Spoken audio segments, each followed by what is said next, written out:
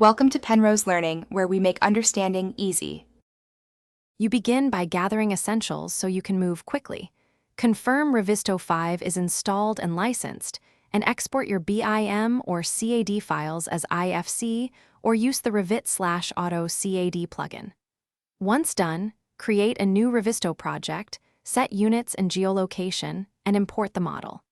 This gets your data into the platform. Make sure to check file versions and naming conventions so you avoid duplicate imports. Doing this now saves time during coordination and prevents later conflicts. Once the project is imported, align disciplines by setting coordinate systems and using snap and section tools to verify fit.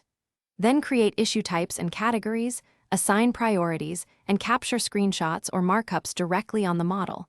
This gives each issue context and traceability.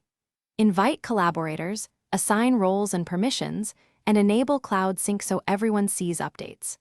By structuring issues and access early, you reduce rework and ensure that reviews and clash resolution proceed efficiently across teams.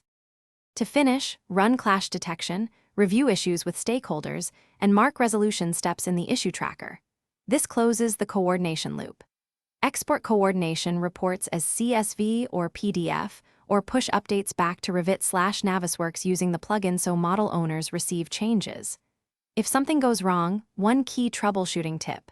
If Cloud Sync or exports fail, verify your network connection, confirm folder permissions, and ensure source file versions match. Resolving those 3 areas usually clears common sync and export failures.